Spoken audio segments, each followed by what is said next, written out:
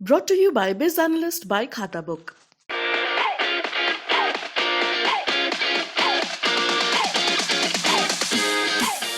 ऐसे अपराधियों को आप महिमा मंडित करेंगे जिस तरह से जमीयत उलमा हिंद के मौलाना जा रहे हैं अदालत में और जाकर इसको रोना रो रहे हैं, तो ये साफ है इन्हीं लोगों ने संरक्षित किया हुआ था। तो अब संरक्षण नहीं मिल रहा है ना सरकार में, और न इनके मतलब की सरकारें हैं जहां पर इनकी दुकानें चला करती थी, तो दुकानें भी इनकी नहीं चल पा रही हैं, तो वही अपराधी इनको भी कमा कर दिया करते थे, तो इसलिए ये बेचैन है। हम जो भी कार्रवाई करते हैं संविधान सम्मत करते हैं, तो इसलिए इनको परेशान होने की जरूरत नहीं है। और जो ये कह रहे हैं कि इनके पास कोई सूचना है, तो कहाँ की सूचना आपके पास में है? जो भी कार्रवाई हो रही है या प्रशासनिक अधिकारी कर रहे हैं, वो बाकायदा तरीके से लिखा पढ़ी में और नोटिस के बाद कार्रवाई होती है, ये वो अच्छी तरह से जानते हैं।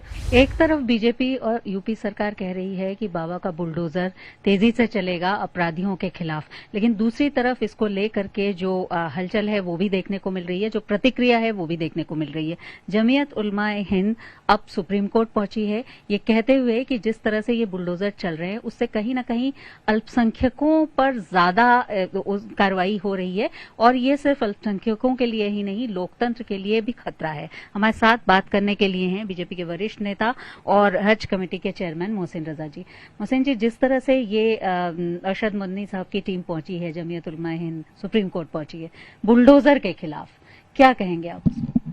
अब इससे बिल्कुल साफ हो जाता है कि जिस तरह से जमीयत उलमा हिंद के मौलाना लोगों को हमने देखा एकदम से रिएक्ट कर रहे हैं कि अपराधियों पर बुलडोजर क्यों चल रहा है। मतलब जिस तरह से अवैध संपत्ति जिन्होंने छीन ली थी आम लोगों की, उनको त्वरित न्याय क्यों मिल रहा है, तो न्याय के खिलाफ गुहार लगाने के लिए कौन जा रहा है अदालत में, तो ये साफ हो जाता है इन्हीं लोगों ने सबने संरक्षण दिया हुआ था। इनके संरक्षण में अपराधियों ने खूब काम किया और गरीबों को लूटने का काम किया, चाहे वो किसी भी समाज के रहे हों, तो उन पर बुलडोजर चल रहा है, बिल्कुल जेन्युइन चल रहा है और चलेगा, क्योंकि हमें लोगों को न्याय देना है। सरकार का काम है कि तुरंत न्याय कैसे दिया जाए लोगों को, क्योंकि अगर ऐसे अपराधियों को आप महिमा मंडित करेंगे जिस तरह से जमीयत उलमा हिंद के मौलाना जा रहे हैं अदालत में और जाकर इसको रोना रो रहे हैं, तो ये साफ है इन्हीं लोगों ने संरक्षित किया हुआ था।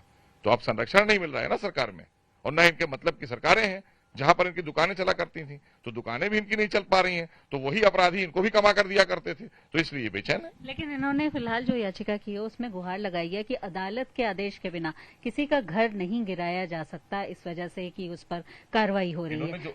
जो बात इन्होंने कही है, मैं इनको बताना चाहता हूं कि जो घर यहाँ पर जो डिमोलिशन का काम हो रहा है, वो यहाँ की लोकल अथॉरिटीज हैं। जो अवैध तरीके से निर्माण किए गए भवन होते हैं उनको नोटिस करके गिराने का काम, ये काम होता है। अभी अदालत नहीं है, आपने देखा नोएडा में इतनी बड़ी बिल्डिंग के लिए अदालत ने कहा है कि 22 तारीख को उसको पूरा ध्वस्त करना है। उस पर तो पता नहीं कितने इंजीनियर्स बाहर से बुलाए गए, विदेशों से आए हैं कि उस बिल्डिंग को ध्वस्त करना है, क्योंकि जनहित का काम है। तो जनहित के काम में आप रोड़ा बनने के लिए आए हैं, क्योंकि आपको अपनी दुकान चलानी है, आपको आम जनता से कोई लेना देना नहीं है, ना आपको मुसलमानों से लेना है, ना आम जन से लेना है, आपको अपनी दुकान चलाना थी, और आपकी दुकान चलाने वाली सरकारें अब चली गई। लेकिन इन लोगों का कहना है कि एक ये भी बात सामने आई है कि बिना प्रॉपर जांच किए हुए ही इस तरह का काम हो रहा है, और खासतौर पर अल्पसंख्यक वर्ग को टारगेट करते हुए हो रहा है।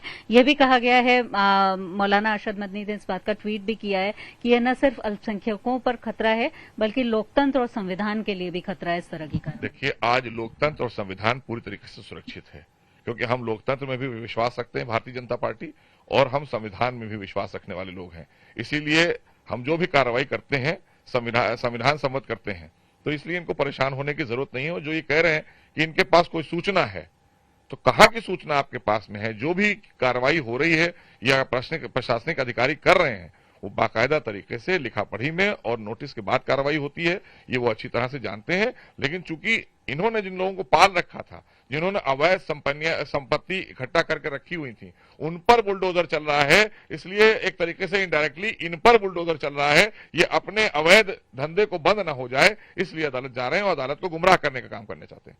एक बात यह भी आई है कि कानपुर में कल जिस तरह से रामोत्सव में साध्वी ऋतंबरा ने कहा है कि अब हिंदुओं को भी 4 बच्चे पैदा करना चाहिए, जिसमें 2 राष्ट्र के लिए दें, एक संघ को दें, एक विश्व हिंदू परिषद, तो क्या इस तरह के बयान आपको नहीं लगता है कि गैर जरूरी तो है ही, साथ ही साथ एक डिवीजन करने के लिए भी सोसाइटी में? मुझे लगता है इन सब बयानों की जरूरत नहीं है, क्योंकि देश हमारा संविधान से चलता है, और देश में हमारे पास में क्वालिटी भी है और क्वांटिटी भी है जो राष्ट्रहित में काम कर रही है। हमारी अदालतें काम कर रही हैं, देश आज सुरक्षित हाथों में है, आदरणीय मोदी जी के हाथ में है, और इधर उत्तर प्रदेश आदरणीय योगी जी के नेतृत्व में काम कर रहा है, लोगों को न्याय मिल रहा है। इस तरह की चीजों का कोई मतलब नहीं रह जाता है। इस तरह के बयान से थोड़ा सा हमें गुरेज भी करना चाहिए। शुक्रिया बातचीत के लिए। तो ये है मोहसिन रजा। इनका कहना है कि जिन लोगों पर बुलडोजर चल रहा है वो बाकायदा लिखा पढ़ी के बाद, पूरी तरह से जांच के बाद हो रहा है, और इसलिए उन लोगों को दिक्कत है क्योंकि ये उन्हीं लोगों के लोग हैं और पहले उन्होंने उन लोगों को संरक्षण दिया था। लेकिन इस तरह की कार्रवाई जारी रहेगी क्योंकि बाकायदा जांच के बाद ही इस तरह की कार्रवाई हो रही है। वीडियो जर्नलिस्ट संदीप दुबे के साथ शिल्पी सेन, लखनऊ।